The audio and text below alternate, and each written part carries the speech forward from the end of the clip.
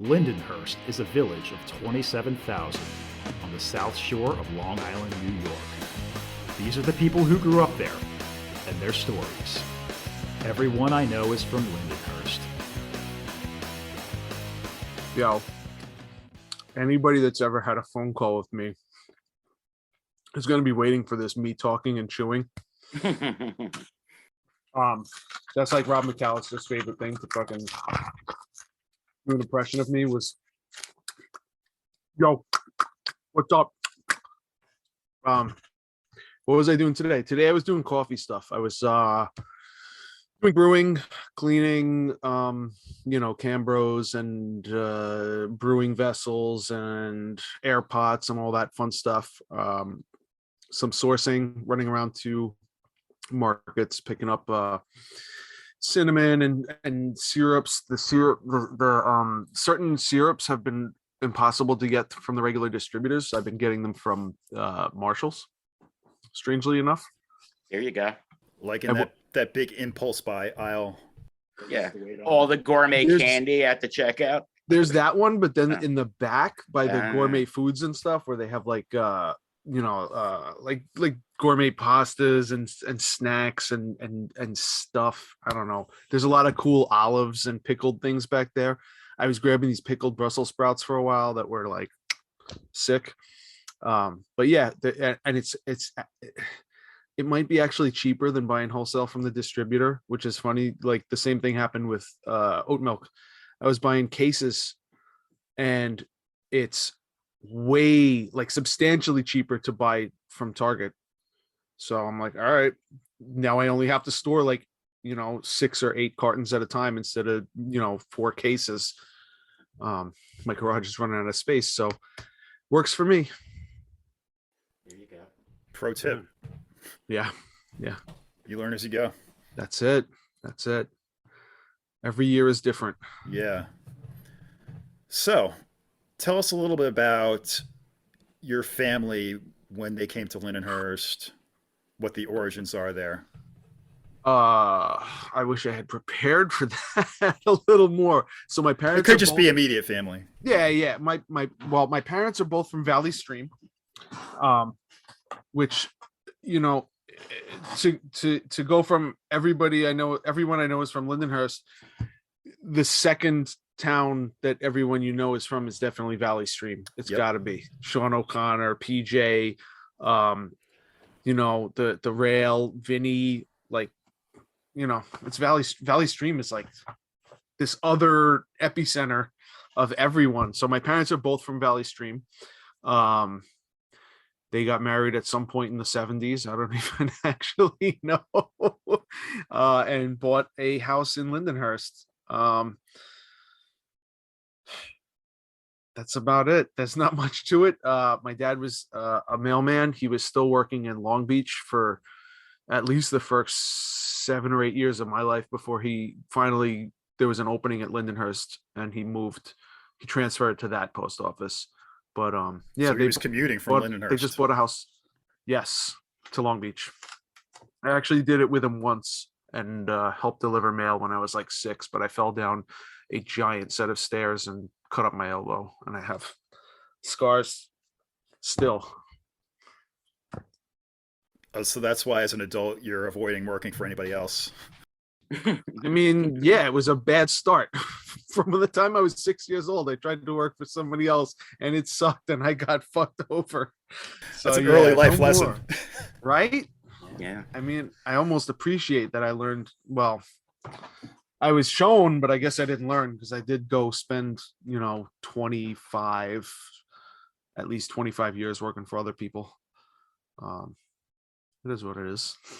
Yeah, so back to the house in Lindenhurst. Yes. Right next to the train tracks. Yeah. Yep. So we were what was explained to me as train people, or track people rather. I didn't learn that until much later on when I started hanging out with Rich Jacovina.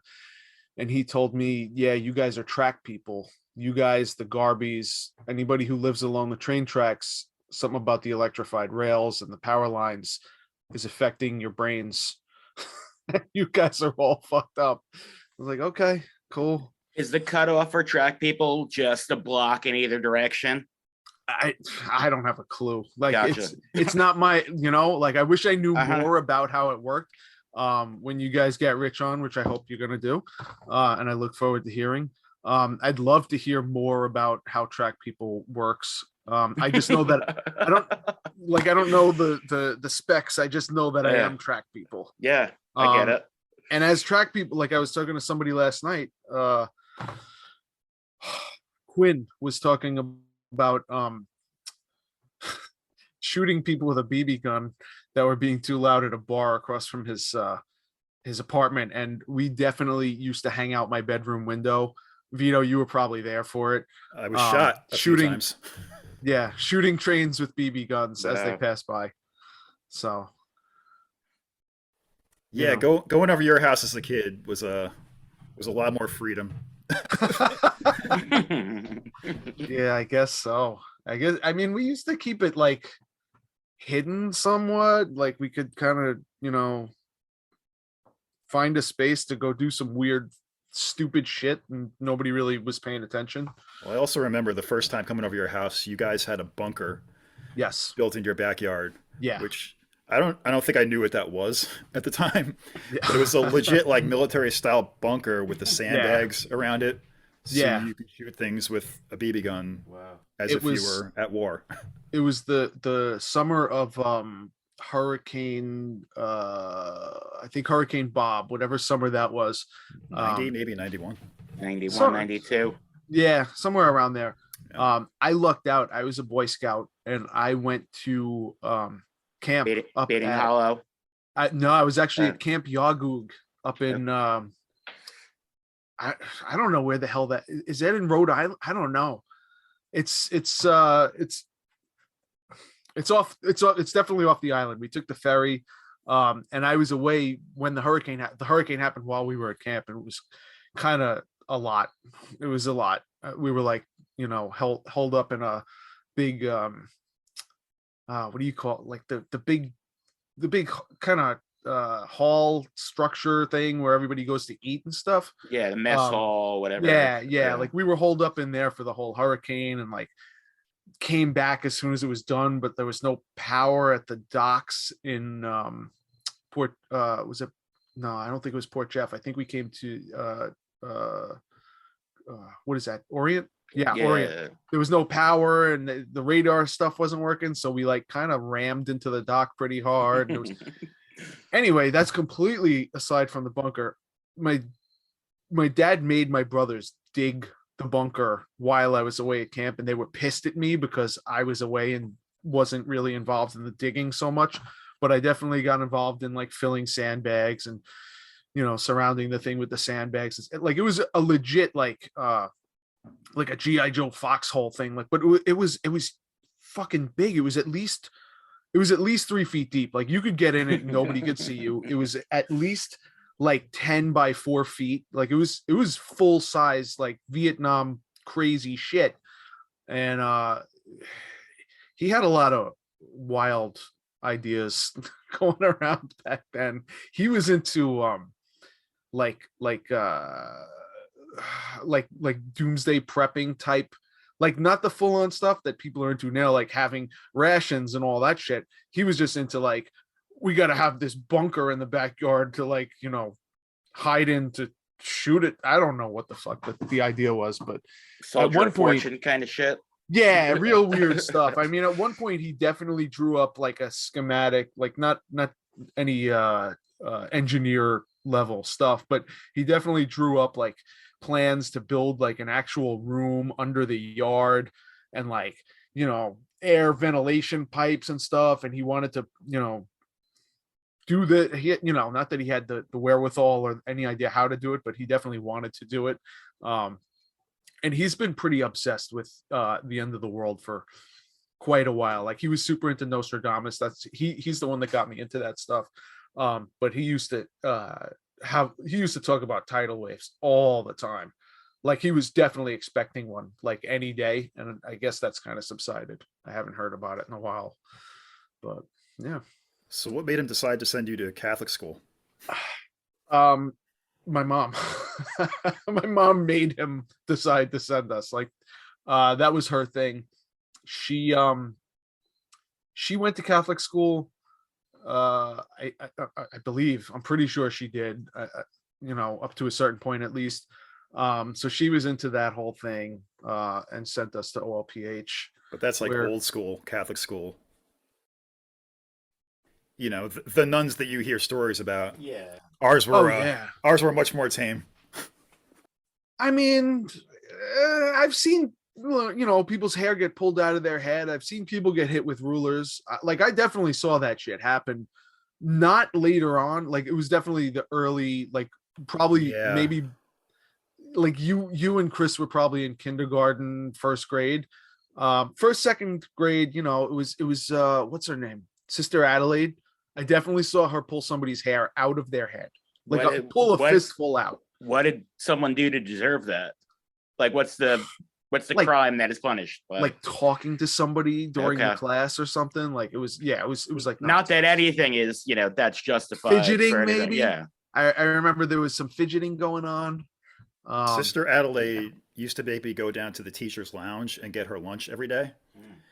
I would I have to didn't go even- into the refrigerator. There was a teacher's lounge. I didn't know that. Yeah. It was really awkward. What she eating? Some mystery substance in a small Tupperware every day, some brown substance. And I'd have to go into the refrigerator, and all the other teachers were trying to talk to me. And I was just like, just let me do this. I hate this. Was it in the basement? It was in the basement, yeah, by the cafeteria that we didn't use. Yeah. See, the basement was so like I could like visually walk through the main floors of like both buildings, because it was two buildings. Like the younger grades, K through 5 were in the new building, and then the old building was the one facing Wellwood, and that was Junior high. Yeah. 6th and 7th and 8th, I guess. I could, like, in my head, I could walk through both of those buildings no problem, but the basement is like this weird fog to me, and I've definitely had weird dreams about it. And Yeah. like, I have this mild, like, not an obsession, but I can't think of the word, but like a weird interest, like a very acute interest in that basement. Like, I would really like to go down there and check it out. That whole school and building is kind of a mystery to me, and I have a same weird interest with buildings in Lindenhurst I've seen my whole life, but I've never Yeah. been in. Yeah, sure. Like that doctor's office on Hoffman and Wellwood on the corner there. You know what I'm talking about? That brick one with like the PBA thing in there. Oh yeah. I used to go to Never- the dentist. Right. A lot of people do. Yeah. I've never been in there. I wonder what the inside of that building looks like. But I was inside of OPH once. I'll correct that. There was a show that the waiting process played with a life and a I band heard about that. in the gymatorium. And I Yeah. kind of roamed around the whole school because no one was really there paying attention to us, but I really don't remember much of it. But Oh yeah, anytime they had an event there or something, like I remember they or it would be Vegas like, night with the whatever Yeah, when they did the yeah. fair there and all that. you could stuff. walk around the whole school. Uh-huh. Like I remember like when they would still have the international feast, which that doesn't happen anymore, correct? No. That's a bum out, because Very annoying when I lived behind a OPH. Oh, I bet. I bet. But like, you had like, every opportunity to get every like AC/DC or Warrant like cocaine mirror. Yeah. We definitely had some of those at my house that we won playing, like, throw a dart at a balloon or some shit. And then there were like posters of bands you never even heard of that didn't even have it was just a picture of this weird like hairband. And I remember Chris had one. Vito, I don't know if you remember. There was like, he had posters up that he won like shooting, BBs at balloons, and it didn't even say what band it was. We had no idea who they were. It was just, but It was like Bang Tango or probably one of those later hair bands. super weird. But But I'm jumping ahead in the time faces- a little bit, but I remember one school dance. We were in 7th or 8th grade, so you were in high school already.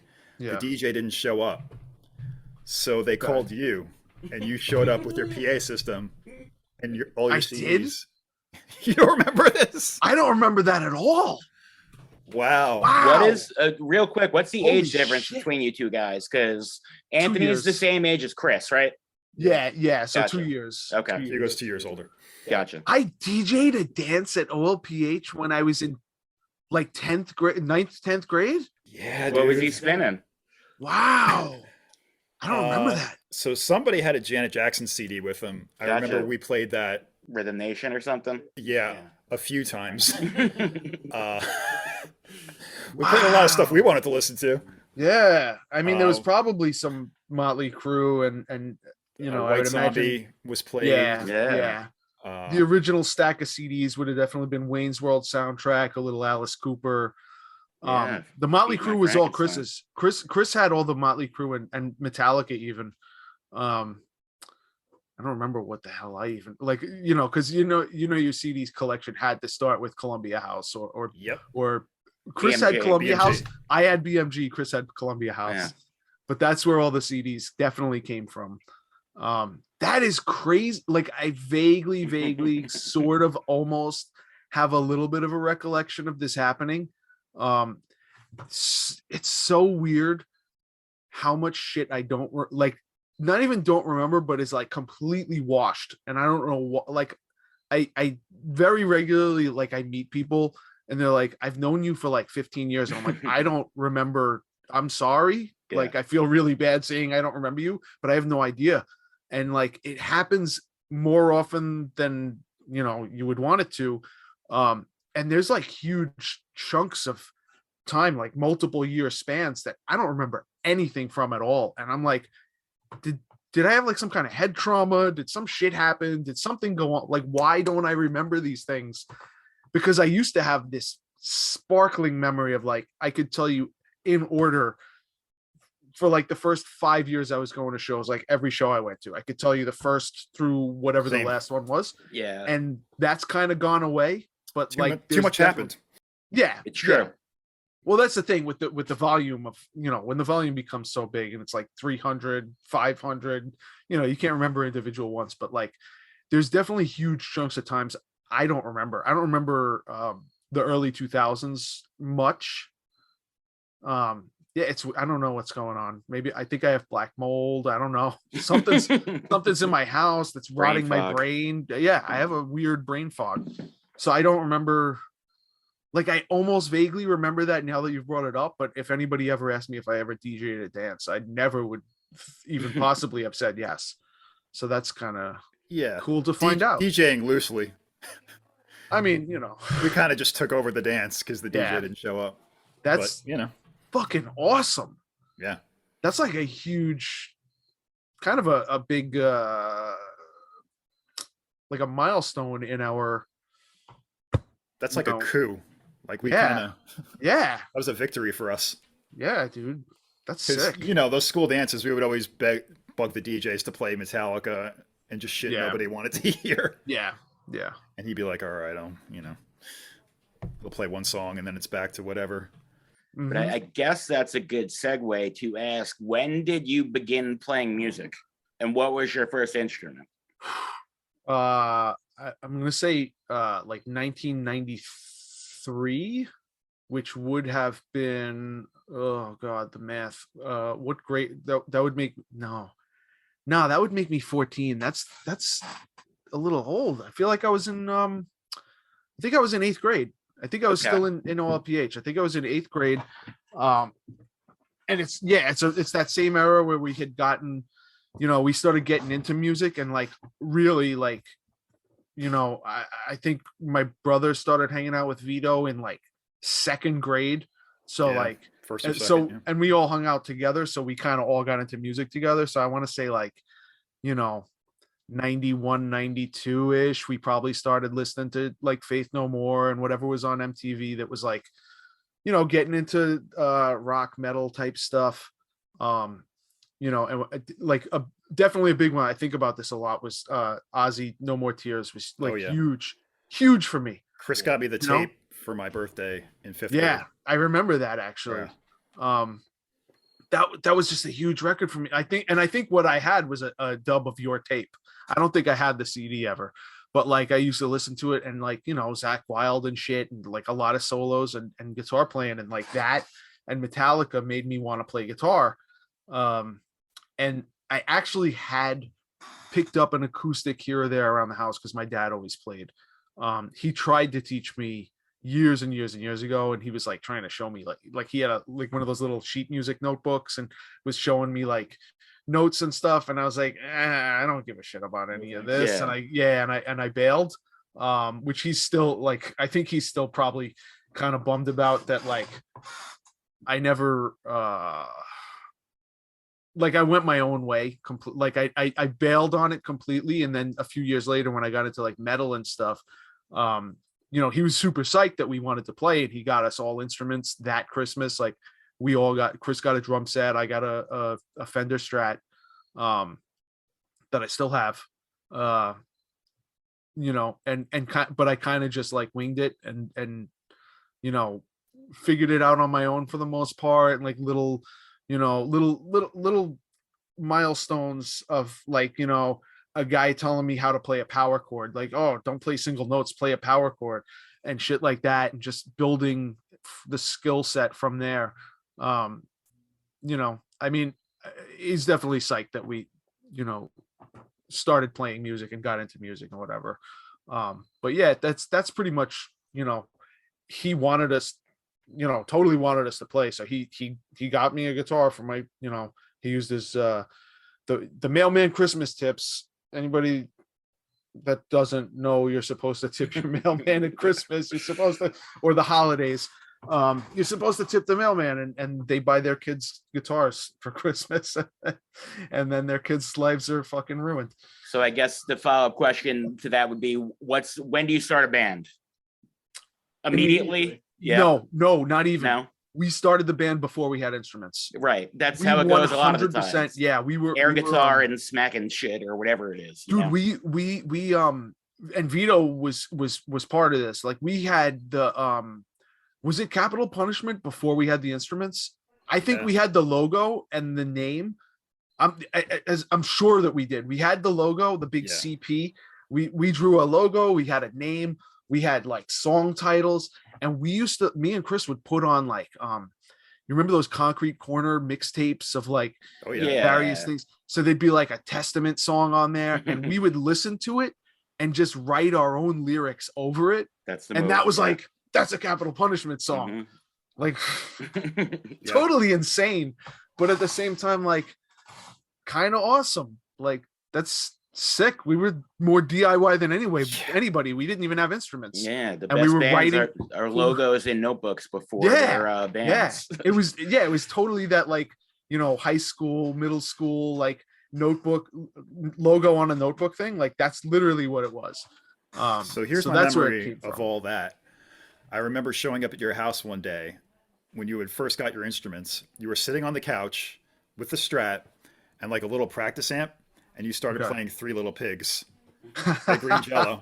Yes, absolutely. I was like, that's awesome. And then you were like, okay, come downstairs. And you had a drum set, but no cymbals yet. Oh, wow. Eventually, Chris got cymbals. But I was like, okay, well, I have a keyboard. I took lessons for a few years, and I love Mike Patton, so I'll be the lead singer of Capital Punishment. And that was our first band. Wow. And we played our first show in your backyard. Yeah, we did. A crowd of how many?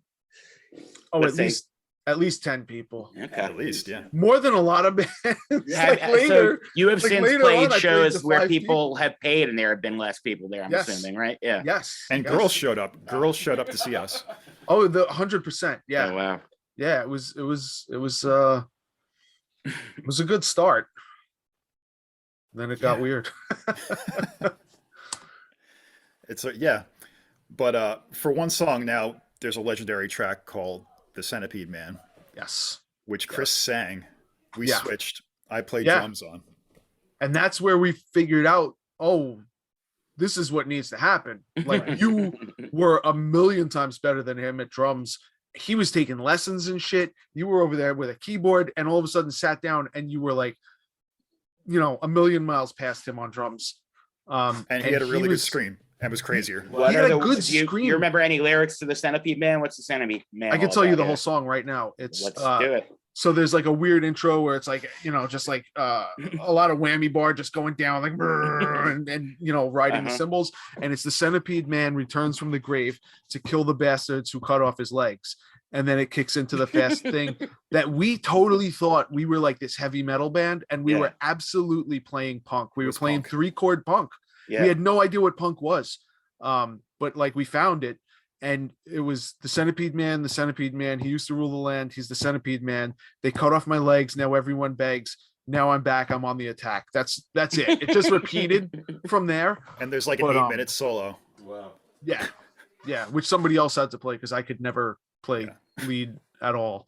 And I remember Chris had constructed this centipede suit in art class in school out of like paper mache and toilet paper rolls for the legs, and he'd have people come up on stage and pull the legs off of him while we were doing the song. He wore it in the backyard. He also wore it to the first Busted show. We played it at the first Busted show at the Roxy. Yeah. Is that the next band? That's the next band. That is the next band. That's where things get a little more serious, where it's like, because Capital Punishment was like sort of a revolve. Just all of our friends, whoever came over that Saturday to hang out, like was in the band that day. And then, and none of us knew how to play at all. And then by the time we did Busted, Vito was on drums. We realized that Chris had not only a good voice, but like, honestly, it's kind of lost to history that Chris wrote fucking incredible lyrics for a 14-year-old. Like his lyrics were dope. Like I would love to go back. We talk about this every few years about getting together and recording all the songs and stuff. But yeah, it was where we started to get a little serious and did our first, writing real songs, recording a demo, playing a show. Who else was in the band? So it was Vito on drums, Chris sang, James McAuliffe on bass. Gotcha. Yeah. R.I.P.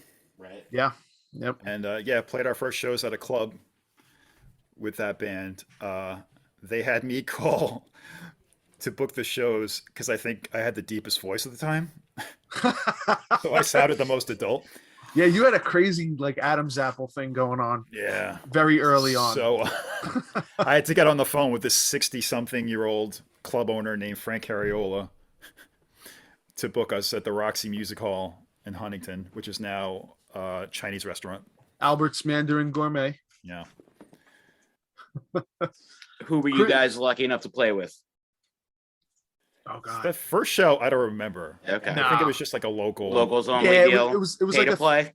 It wasn't pay to play, but it was like a Thursday night audition kind of thing. Gotcha. Like a CMC kind of deal. Maybe it was a Tuesday. It was either a Tuesday or a Thursday, but it was the kind of thing where like every band that called and said, "Hey, we want to play a show," they'd be like, "All right, come down this night and you can play." And like whatever bands played, if they brought more than 5 people, I guess they ask you back. They tried to put you on something. Gotcha. Yeah, but the second show was pretty epic. Second show was insane. If it happened now, it would be a huge festival. Yeah. Sort of. Except, well, what for? Maybe 10 years later. But I know Hatebreed was on the show. Hatebreed, 1 for 1, Hatebreed, 25 to Life. Wow. Tension. Crutch. Did Tension play? Crutch definitely Crutch, played. Not Clutch, right? No, Crutch. Crutch, who Richie went on to form Wisdom in Chains. There you go. Yeah, it was like pretty epic, huge show for a bunch of little kids to be playing. Seems pretty intense for little kids to be there. It was, I mean, the Roxy was fucking scary. I remember like I went there probably. I think I was the first one to go there because I went with actually our friend Jordan, who's I think he's a year younger than Vito. He played guitar. He was kind of in and out of the band. He and I had gone in '93 to see Carnivore. Okay. Do one of their reunions, like one of their original first reunions, because I know they did some stuff close to 2001-ish. But we went and saw them in '93. Tension definitely played that, and like we're super young, like in high school. But I was like 93. I was like 14. First show, terrified. Like there were some horrible people there that are all, mostly dead, some in jail. Like there's and like people I could actually name later on in life that I met and stuff. But yeah, it was, I mean, somebody got the cover of a toilet tank, like the part on the back. Oh no. The thing you take off to do an upper decker. I know where this is going. That thing, somebody got that broken over their head. I mean, I saw people get beaten the shit out of them for the first time, probably. I don't know. Did I see? I mean, I guess we should mention for people listening, I did not go to shows back then, but there was like a real criminal element at music things back then. And the Roxy was the next one after Sundance, which used to be in Bayshore, run by the same guy, I believe, right? Yeah. Yep. And Sundance was worse. Yeah. Yeah. From what I hear. Yeah. A lot of people sneaking hammers in and razor blades under their tongue and shit like that. Yeah. No bueno. Yeah. Fun stuff. Let's go to the show. So I guess I'm assuming, I could be wrong about this, but is the next band you're in after Busted Hurt Lock or no? Yes. Okay. I mean, the next band of note. Towards the end of was Swamp Ass? Oh yeah. Swamp Ass is before Busted, I think. Or at the same time? Swamp Ass was like concurrent with the whole thing. It was the same time, right? I mean, but the next thing of note was definitely Hurt Lock. So when I'm in junior high, before I know either of you guys, I start seeing kids with Chris Feitstinger specifically, whose older brother, I guess, Cliff, right? And other people, they'd have patches on their bags. Silent Majority, Glassjaw. I like old Earth Crisis shirt with Wolverine on it. I remember him having... Okay. So shows started at the PWAC around that time, but I also started seeing Hurt Lock shirts and patches. There was one with Boba Fett on it that I remember someone having. Yes. And I couldn't read it at first, but Phil Bacon had a Respect Is Lost patch on his back. Yeah. And I didn't know what it was, but those were the skate kids that were in my grade. So I wanted to hang out with them because they seemed cooler than anyone else I knew. And I made it a point to be around them.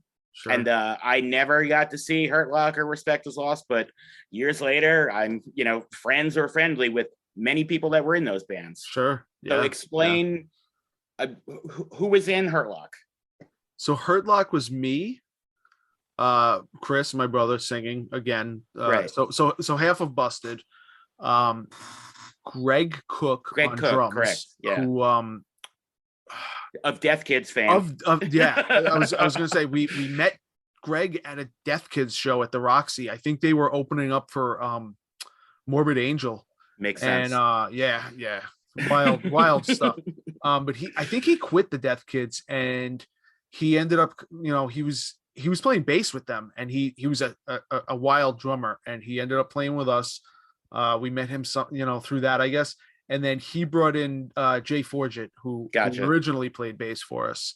For most of the Mad Hatter fame, I believe, right? Yeah, sure, yeah. And then Vito went off and started Respect Is Lost with my other brother Brendan. I was gonna say, it always seemed like those, like, without knowing anyone in those bands seemed incredibly related to me. But I mean, literally, they were. So because it was and it even. At one point, Brendan sang for Hurt Lock when Chris was sick one time at a show we played at Huntington VFW. Yeah. Did Chris ever sing for Respect Is Lost? Don't think so, but I think Greg played drums for one show. Yeah, totally. Yeah. I think I remember that. Vito, Greg, Vito, Bren, Rob McAllister on bass. R.I.P. Was Rob on bass or guitar? He was on bass. And Matt Dutron was on guitar. Yep. Dude, Respect Is Lost was so sick. Like, it was wild because I remember seeing Rob in high school, and he had like this blonde devil lock and like a Black Flag shirt that was held together by fucking safety pins, and he was this total like street punk guy. And then actually before Respect Is Lost, he was in 13% with Mel, right? And they were like fucking kind of heavy. They had a little bit of that. Was Matt in that band as well? Yeah, he was. So Respect Is Lost was going to be the continuation of 13%. Yeah. Which I remember there being a demo with the Savage Dragon on it, maybe. Yes, exactly. Yeah. Exactly. Yeah, so cool. But yeah, they ended up turning it, you know, they got Bren to sing and Vito on drums, and Rob switched over to bass instead of drums, which he was, you know, way more adept at. And you guys were sick.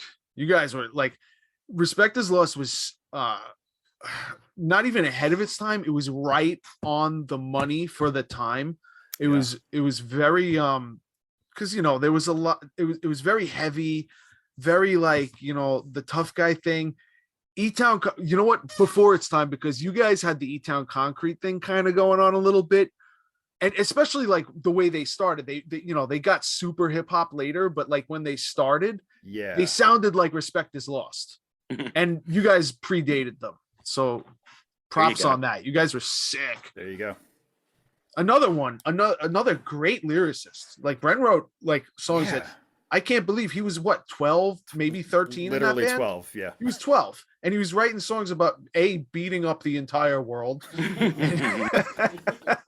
And like literally Beat Down for the World was a song.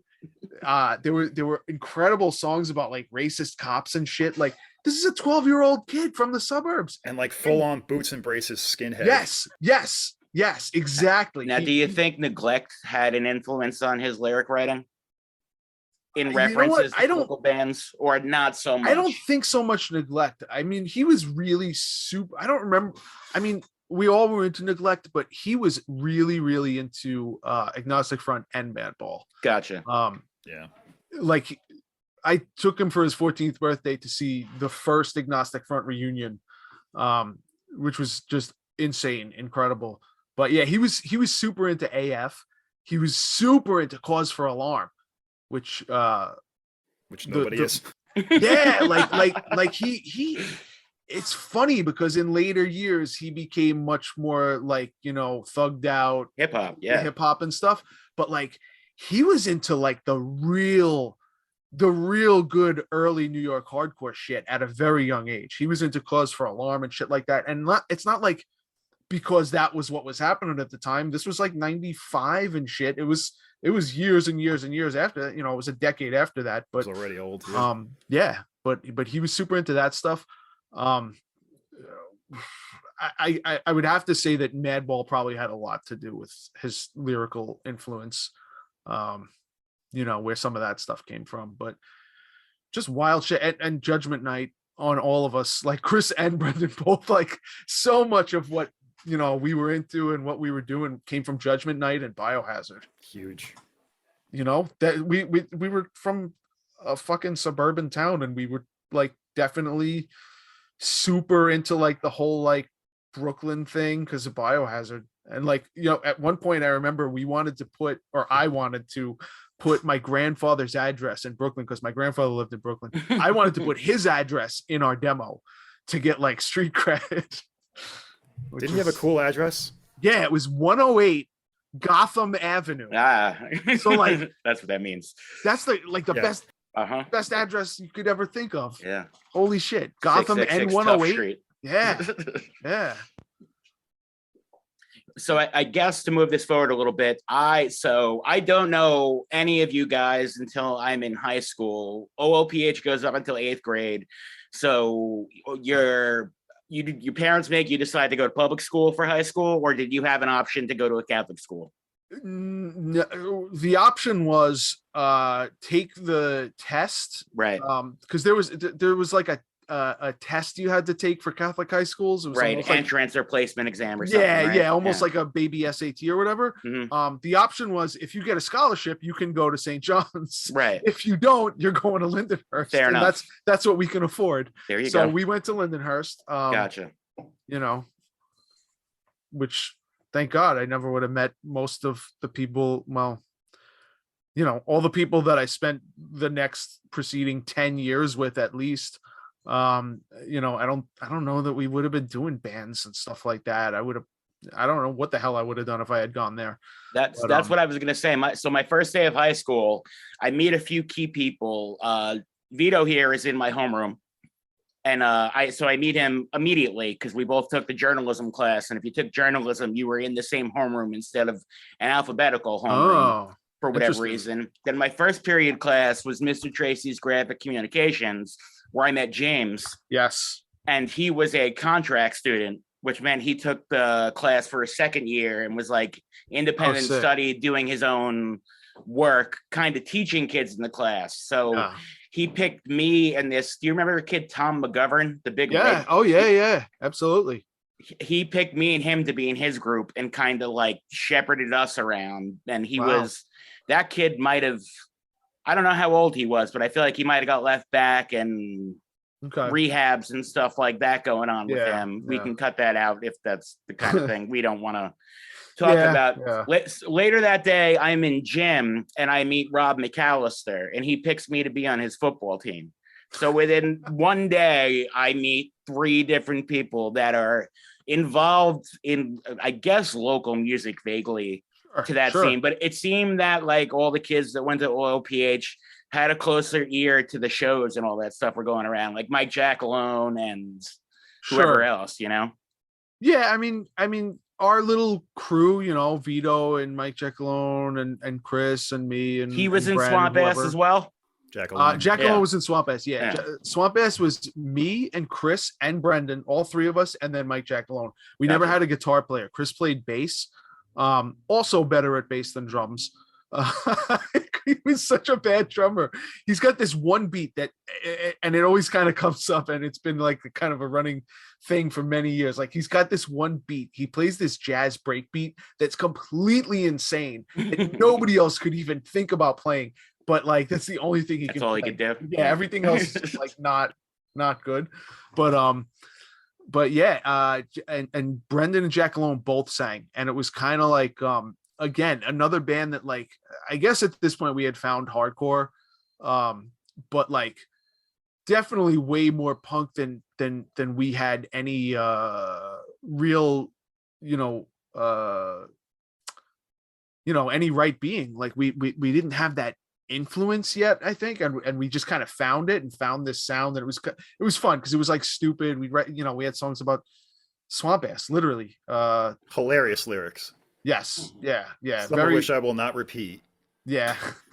In this day and age, but hilarious. Yeah, no, there was some fun stuff. It was a good time. But I guess around the same time, there's a burgeoning local music scene that's popping off literally in Lindenhurst. Yes. At the same time, Common Ground Collective booking shows at the People with AIDS Coalition.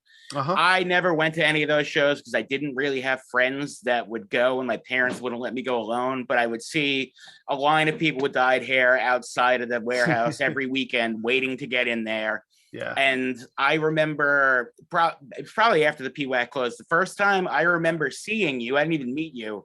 Silent Majority played the Civic Center in North Lindenhurst. Yes. And I saw James and Vito there, and someone with dyed blonde hair and a Toxic Avenger shirt showed up. Oh, I started talking to them, and I was like, who's this guy? Yeah. I'm like, oh, that's Hugo. I was like, oh.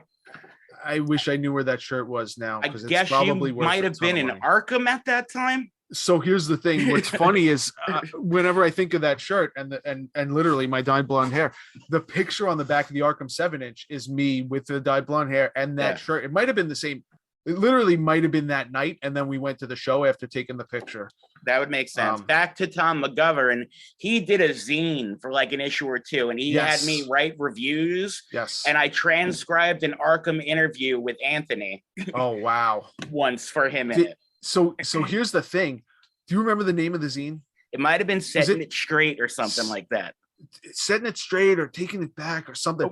Right. It was something like that. My brother Chris started that zine and did like one issue and then gave it to Tom to like carry on with.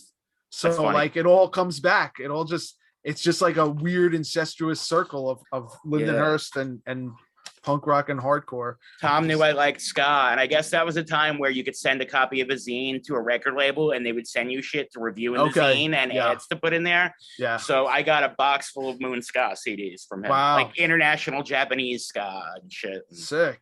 That's cool. Yeah. a bygone era for sure. Mm-hmm. Now it's like, oh yeah, just go on Spotify and listen to try to weed through the billions of things to find our shit. So weird. Yeah. So when do you graduate from Lindenhurst? What year? I graduate in 97. Okay. Like a week after the Silent Majority record release at the Common Ground 2. The Bayshore spot that got closed down? Yep. I gotcha.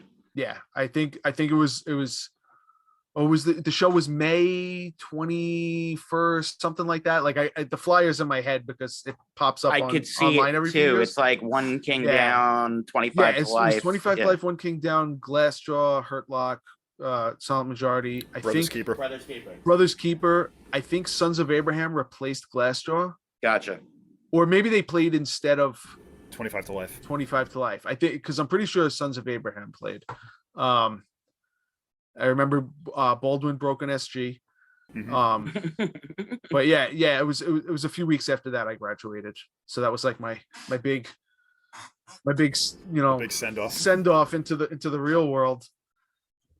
Getting to play a pretty cool show. And how long does Hurt Lock stay together after that point? Not very long. Yeah. I honestly I think we were broken up within 2 months from that. I don't even think we played another show.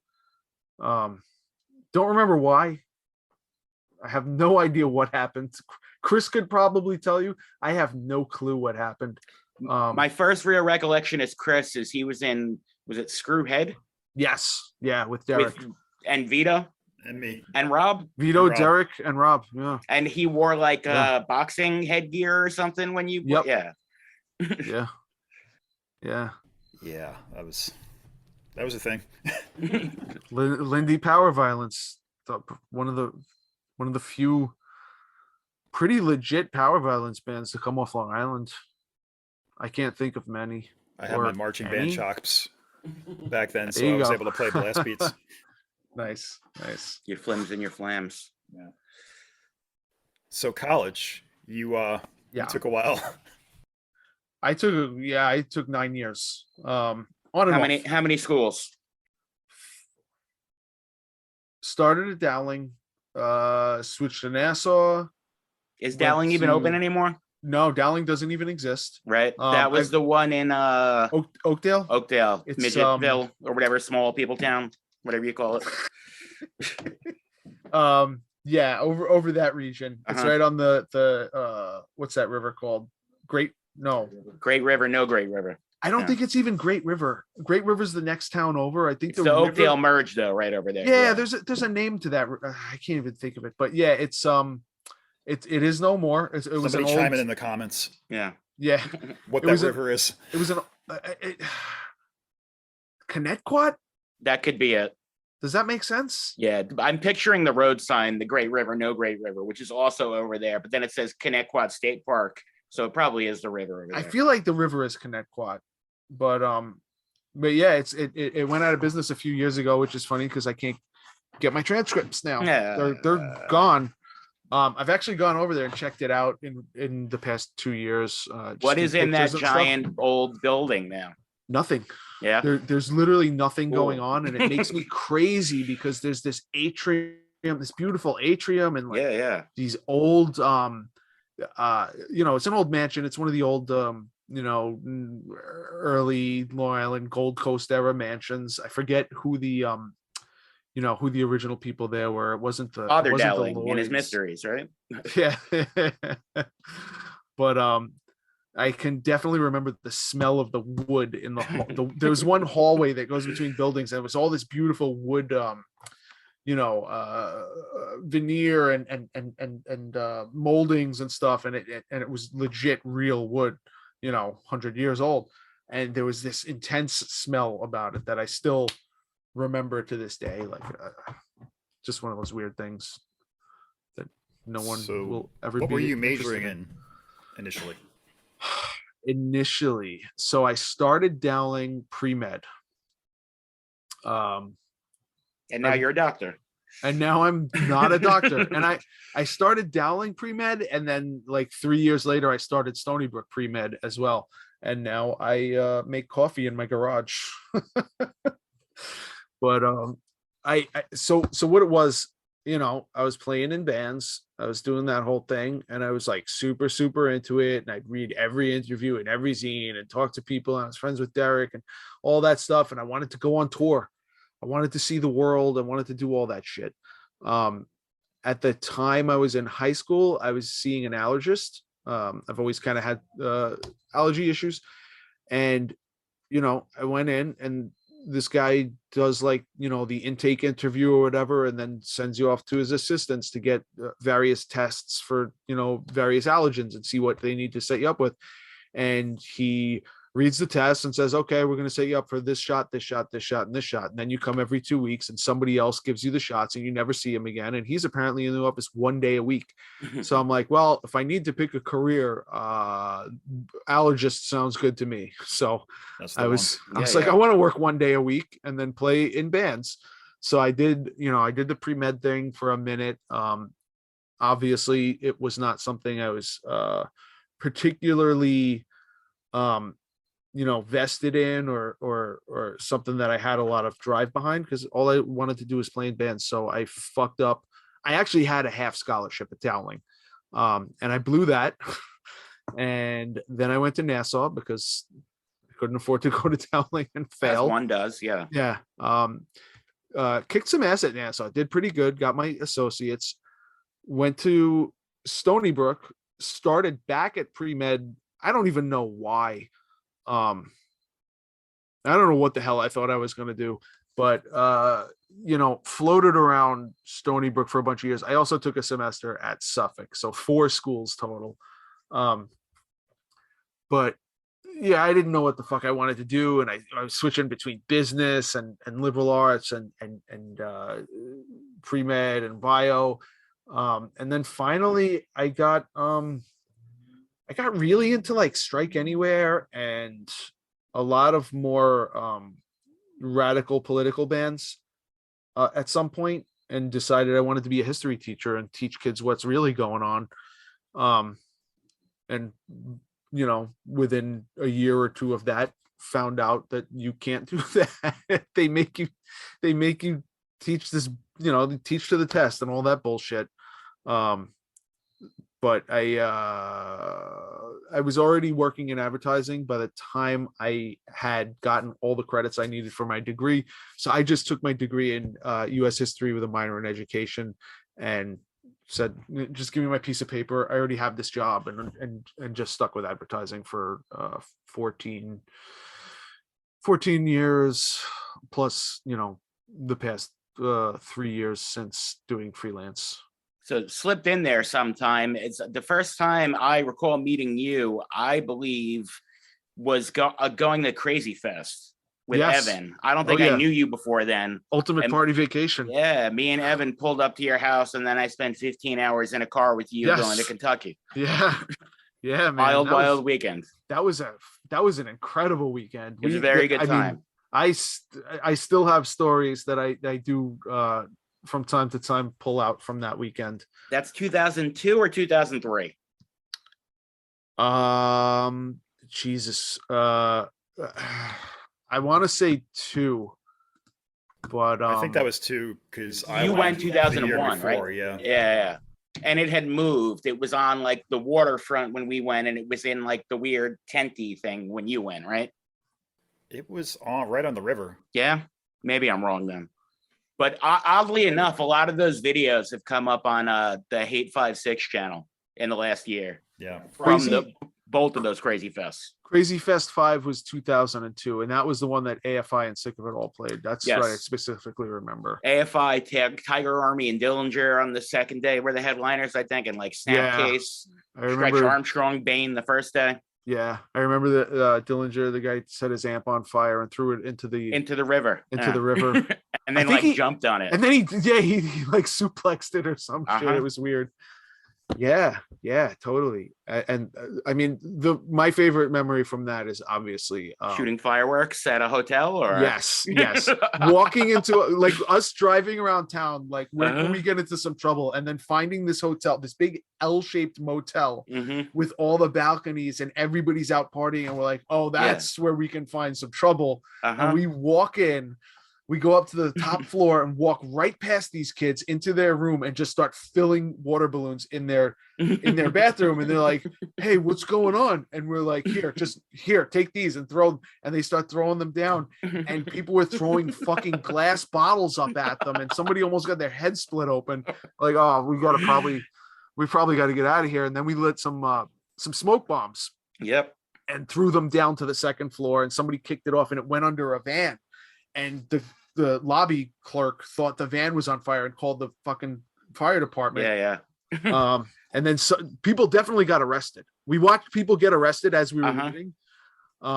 We were not staying in Louisville. We were staying on the other side of the river in yes, Ohio. We were in Indiana. Yeah, Indiana. There you go. Over the bridge. Yeah. That was a lot of fun. That was a classic, like, go out of town and just be the worst fucking person you could be. I remember you getting a Louisville Slugger with your name engraved in it or something. There. Yeah. X Hugo X on going out to dinner with Ty from Rich Direct. Yeah. Ty from the National Acrobat. Yeah. He became a big graphic designer. He's got his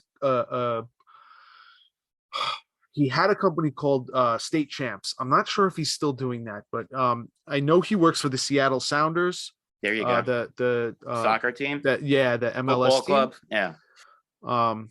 And he's done work for he designed shirts for Black Sabbath, and he worked for Budweiser and a bunch of big brands. Lots of cool shit out of Louisville. Yeah, we went to the Spaghetti Factory. That's exactly where we went. Yep.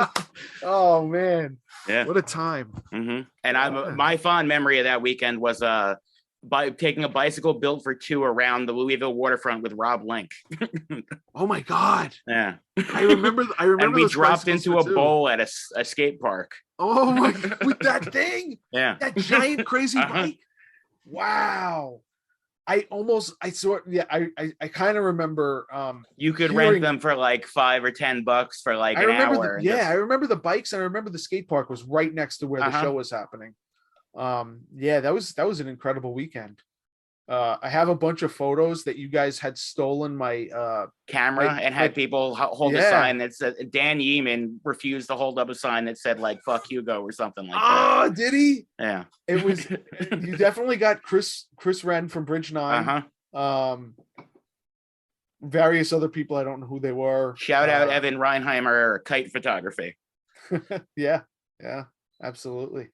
He's another one that kind of built a really cool art career for himself. Yeah.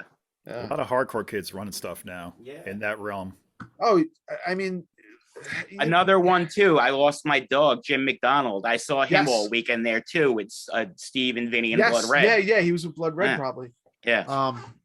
He's got a store now. He's got a framing shop. He does prints and design stuff. Yeah, you can find his shit in Bed Bath and Beyond. Can you? Yeah. That's awesome. That's dope. Good for him. Love that hometown and like home scene kind of come up. But also back to an honorable mention, Mr. Tracy, low key, one of the most important people. Yeah. In Lindenhurst for us. Yeah. So he got me a job at CRI when I was in 9th or 10th grade, and James and Derek Sherman had worked there. Wow. Okay. And I'm assuming he got James the job at CRI too, probably from taking the class. Yeah. He had a full color like a press. 4 or 5 color t-shirt press with the heat flash heater and all that shit in there. All those the Hurt Lock shirts that you mentioned seeing around, we made those in his class. That's where everybody learned. Like Tommy learned, and like his whole career, his whole life has been, for the most part, other than working in tattoo studios for a bit, but he's a fucking screen printing guy. Like that's his thing, that's his world. And he definitely learned it from Tracy. I remember also a Slayer mural in his classroom, Slayer and Rush on the wall. And Rush, yeah. I remember finding Mind Over Matter and Neglect silk screens in the back of the room, like back in storage somewhere, like with the old screens.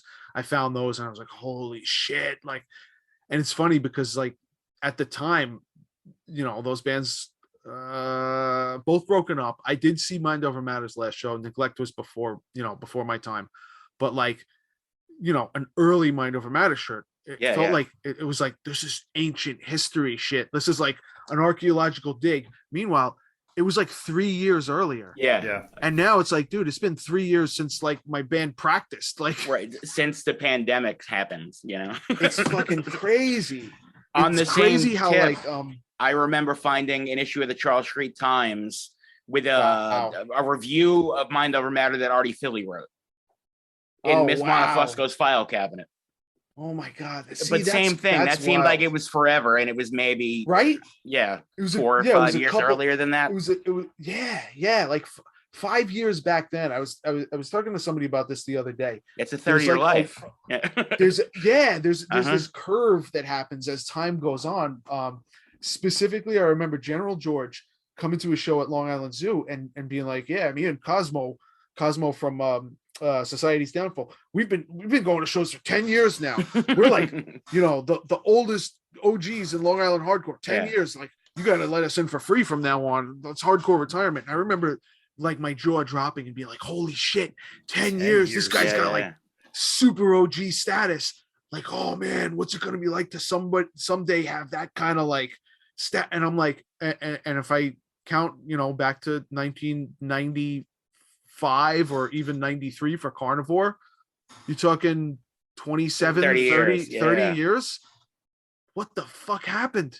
It's crazy. It's crazy. Old. Bugs me out a lot. Yeah. So we're getting into post-college now. Sure.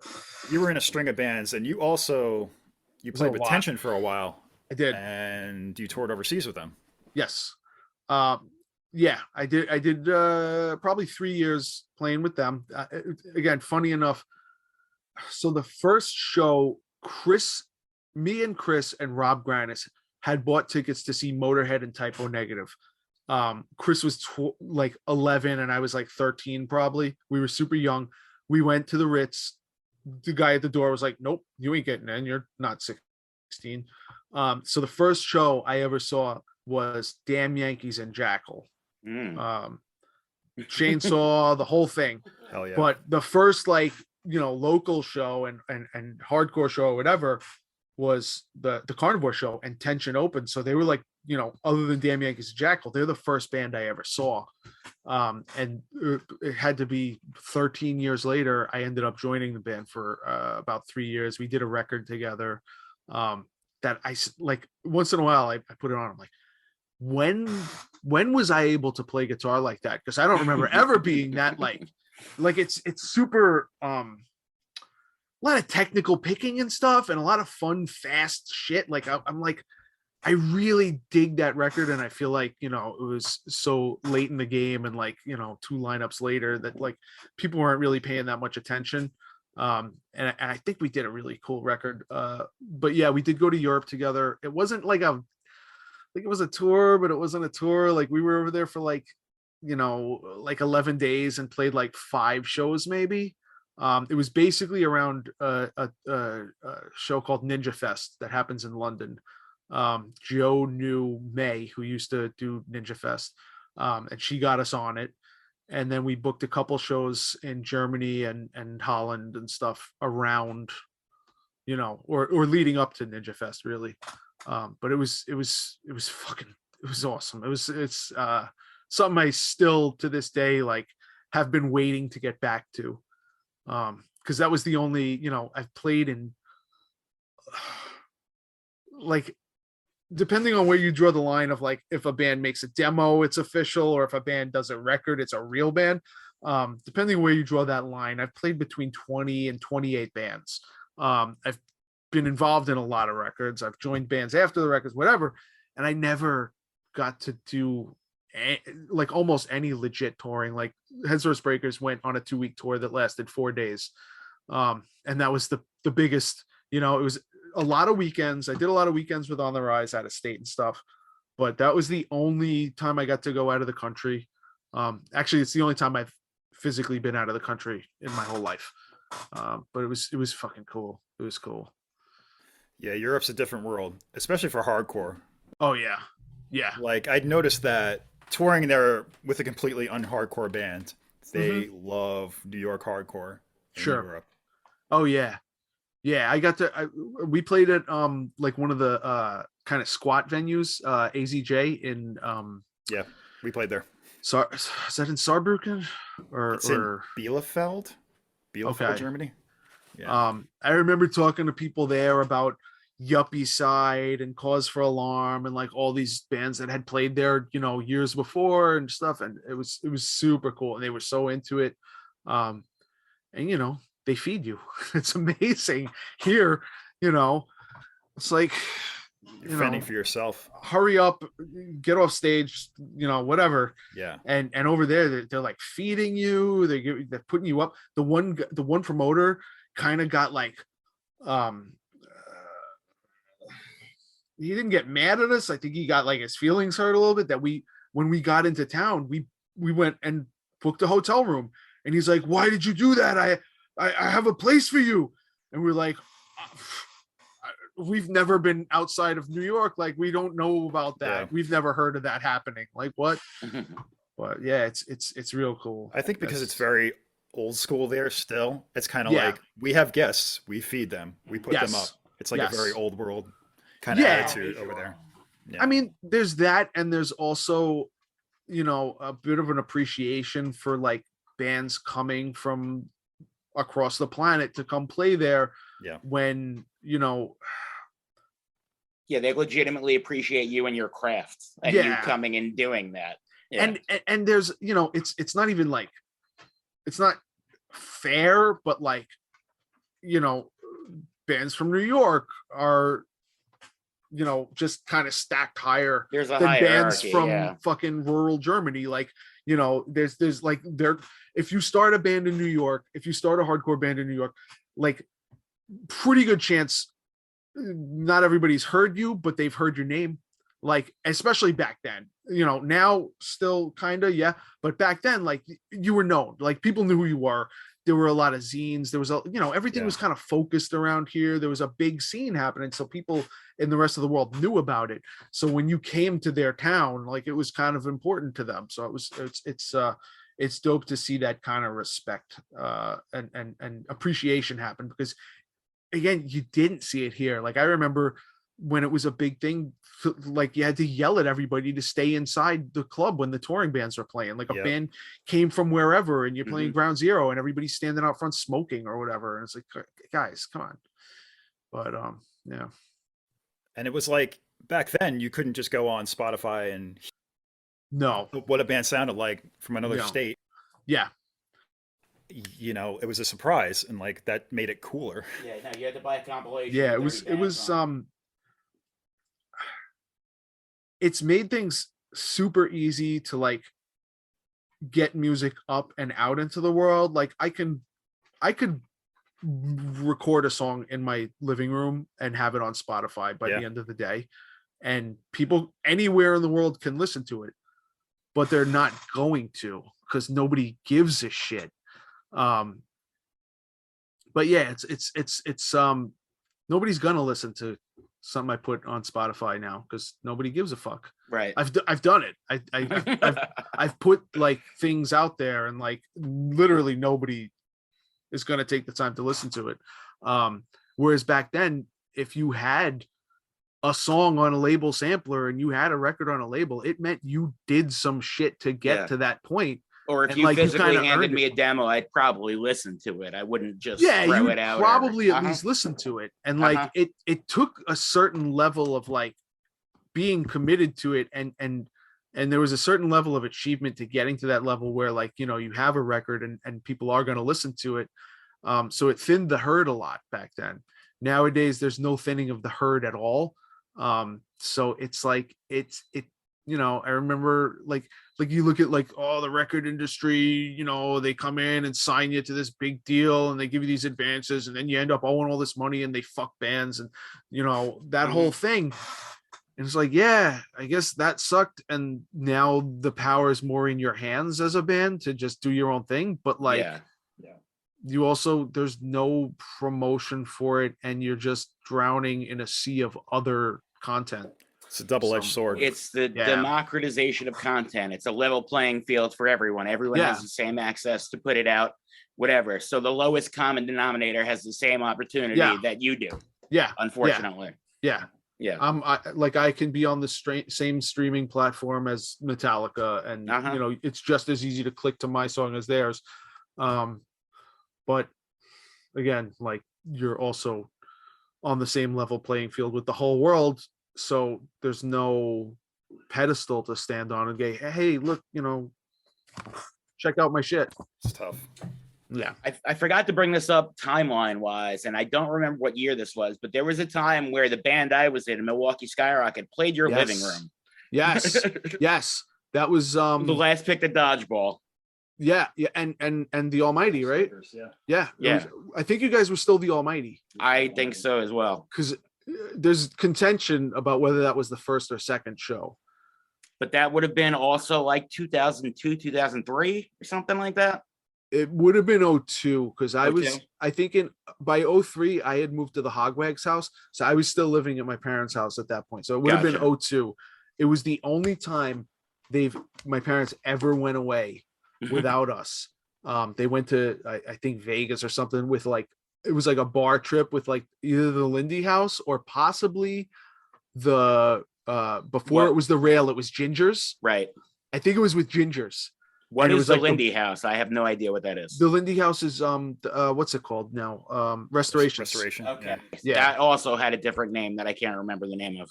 Yeah, it was before Restorations it was something else. Yeah, I couldn't say. Chris got kicked out of there a few times for fighting people that were twice his age. That's the place that was supposedly a speakeasy back in the day or whatever. That's what I had always heard. Okay. Yeah. I mean, all the mailmen went there because it was across the street from the post office. Yeah. So that was my father's hangout. But then it became something else, and he went to Ginger's, and they went to the Vegas with the bar. And so we were like, oh, okay, so we're gonna invite 300 people to the house and have these bands play. And we literally made 400 flyers and handed them out. So we made like 400 flyers and went to the Sick of It All show at West Babylon VFW and handed them out for a show that was happening after the show right down the road, and had approximately 300 people came to the house. It was crazy. I completely forgot that Milwaukee Skyrocket.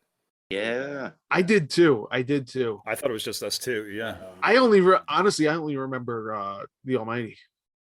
So just jumping ahead to more current ventures. Sure. What got you interested in coffee? So when I was like 8, my mom used to send me around the block to the Friendly Deli to pick up coffee for her. Shout out Ian's mom, who worked there forever. Okay. Nice. Yeah, when I was about 8, my mom used to send me around the block to the Friendly Deli to pick up coffee for her. And I guess kind of from there, like, I would always be like, oh, let me get a sip, and then she started letting me get like my own small one when I was like 9 or 10 or some shit. So I've been drinking coffee forever. Fast forward to my career in advertising, I get into photo retouching. We spend long days in a dark room. You need color correct monitors and controlled lighting environment and all that stuff. So we spend long days in dark environments. So we're notorious for drinking a lot of coffee. We always, like any retouching studio, is always going to have the pot going right there and drinking all day. And then what happens is you get acid reflux because you've destroyed your esophagus and your whatever that valve is called. And you start looking into, instead of quitting coffee, you start looking into better, higher end coffee, and you start looking at different origins that have less acidity. And then you find cold brew, and it's got 40% less acidity just because of the the brewing process.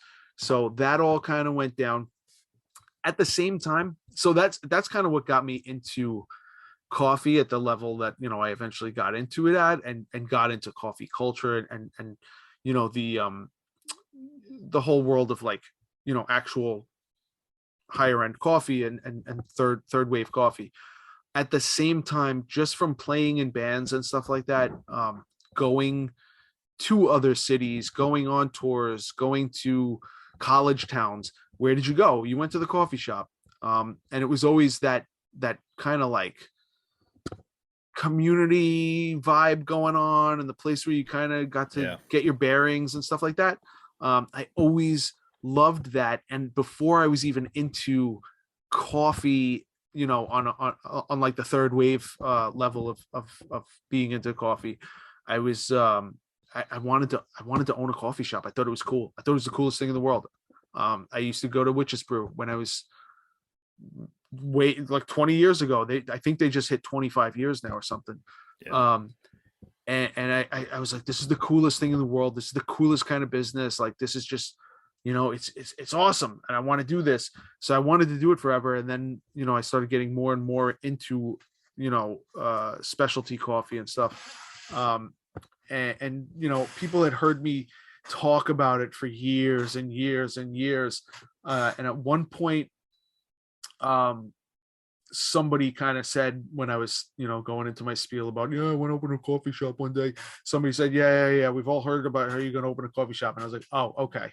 That's how it is, which is always the way that like I get motivated and actually take the next step, is never for my own betterment, but always a fuck you to somebody else. It's always spite. Like, the only way I get shit done is like, okay, yeah, literally, like, Curb Your Enthusiasm, I'm gonna open a spike coffee shop. Yes. Larry's Lattes is like, that's it. It's like, I just like, I'm more able to like push myself on, okay, you don't think I can do this, fuck you, than I can with like, you know, just actually trying to do something. Man, is that yours? Sorry. Oh, that's not my dog. No, that's my dog. Different bark. Yeah. So yeah, that's when I got a little serious and started looking at spaces. I had looked at Spoon and Lindenhurst, which I kind of already had been like, oh man, I kind of want to, like, if this place ever goes up for sale, like I want to own this place. You know, I talked to them. A partner that I have that I do some business dealings with, that I do a lot of business dealings with, mentioned, hey, you still into this coffee thing? Let's do it. Let's go. So he and I started looking at, you know, spaces, and went to meet a lot of landlords, and, you know, reviewing leases and stuff like that. And what happened was I ended up, it was going on for like a year, and we were not finding the right space, and the leases were all horrible. But at the same time, we were also getting our vendors together and who we were going to be dealing with.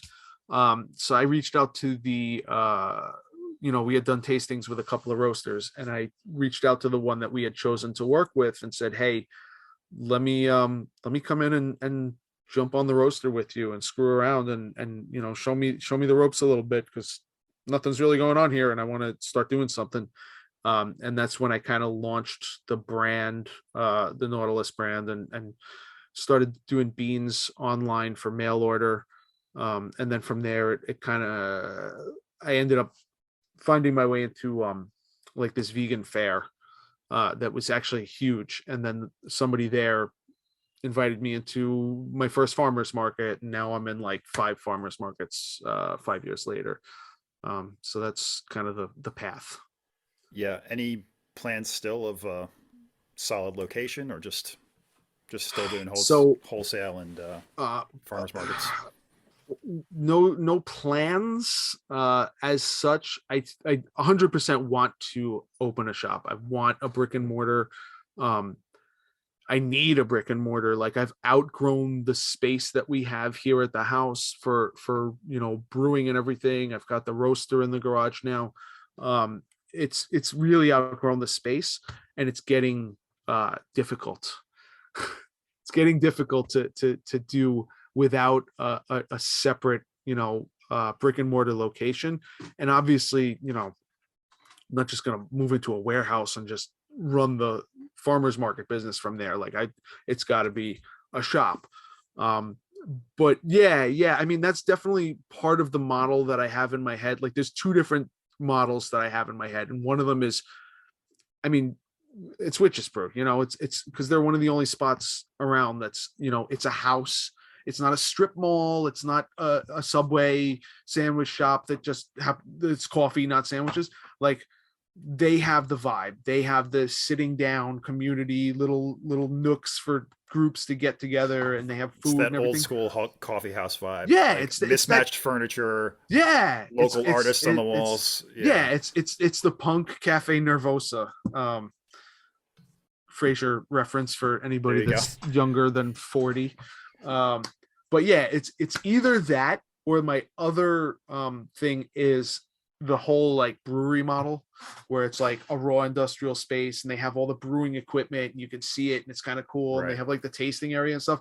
I have wanted to do that with coffee for years and years. So that's another, if the right space comes along for either one of those, yes, absolutely. It just hasn't, there's been ones that seemed like they were going to happen. And then, something went wrong with the landlord or the building fell apart or some shit. But yeah, someday. The Spoon is vacant again. So, is it? Yeah. Is it really? Yeah. You know what? The rent is insane. That building's real fucked up. There's no back door. There's no vent. So you can't do a grill. They basically had a panini press and a microwave, and that's all they had for food. And no back door, so you have to take the trash from the kitchen out through the dining room, which is just completely insane. And the rent was crazy 10 years ago. Plus, there's a shop across the street. Yeah, there's another shop down the street. Yeah. So it's unfortunately, I would love nothing more than to be part of like the revitalization of Lindenhurst and to be in town. But right now it's just not looking like very feasible, at least for the coffee thing. There's other business models that I have in mind for. I really want to get into Carl Amers and do a vegan grocery store, and I really think it has legs. But absolutely, they don't want to rent apparently. So any grocery store really. Yeah, in town because there's nothing. Yeah, exactly. Yeah. So where can people find you on the web? So nautilusroasting.com is my cruddy little website for my coffee business. I do my mail order there. In the off seasons, I do delivery stuff. That's for coffee. It's that. Instagram, I've got like 6 different accounts, one for Nautilus, one for Take My Chances, my hardcore band, one for my punk live karaoke cover band, Rocket to Ronkonkoma. We've got the Perks department, which is basically started out as kind of like my catch-all for like graphic design and zines and merch and weird stuff I did on the side and me and Galen did, and then kind of became the brand for our events production. I guess we're an events production company. We put on Punk Flea. We put on like 4 times a year now. We do the Great All Nighter, which is pretty big. We do various other, we do Goth Prom, which is really looking forward to this year. It's going to be bigger and better than last year. I spent a insane amount of money last year, and I'm looking to do even worse financially to myself this year. So yeah, we're keeping real busy. And I will be one of the DJs that night. So there yes, you go. You will. Yes, you will. Cool. Okay, so my last question. Sure. I'm going to close it out with, if you had to describe Lindenhurst to somebody who's never been there, what would you tell them?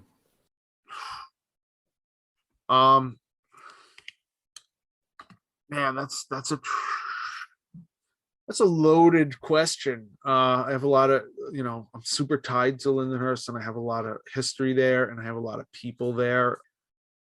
Man, I like what I generally tend to say to people now, just because of my interests in having a retail space, is that it is the best, most idyllic laid out 1950s classic suburban Americana downtown on Long Island the obelisk right there in the middle of town. Am I using the right word? Obelisk? Sounds right. Right? I did. The thing with the eagle on top. The structure with the bowl. Yeah. That thing right there, like it's just so perfect. There's like, the big church on Main Street. It's the classic like Stephen King, Castle Rock, like little American town. It's so perfect. And it's filled still, even 6 years into revitalization or whatever, filled with empty storefronts and spaces that aren't being used or aren't being utilized. And it's got so much potential. Outside of that, it's a town that took a huge part in breeding a music scene that kind of, in the early 2000s was the new Seattle. That's what they called it. Alternative press was saying Long Island's the new Seattle, and like Lindenhurst breeded that. Artie Philly, Silent Majority, all those people, the PWAC, that whole scene built up to this huge thing. So it's got that history. It's got some weird history. It's got some, there was a Nazi parade in the 40s, and there was another one in 2008. They were flying a slightly different flag, but it's the same meaning. Right. But yeah, it's 2008, not 2008. I'm sorry. I got that all wrong. 2016. When a particular president was elected. Yes. Yeah. You know where I'm going. Yeah. Yeah, it's got its issues. But yeah, it's, like anywhere else, it's got its problems, it's got its high points. It's got some history, it's got some cool history. I actually have started collecting historical artifacts. I've got like an old milk crate from the Delwood Farms dairy. I've got an old Breslau fire department t-shirt. Just a couple of weird random things. I have a sauce dish from Tang's. But yeah, it's weird because, like, a lot of the people that I know that do cool, interesting, weird stuff, Stefan Holy Black is one of the most interesting and productive and insane people I've ever met. He's so cool and weird. And we'll it's kids we grew up with. People we grew up with. So it's a weird microcosm of the world. Yep.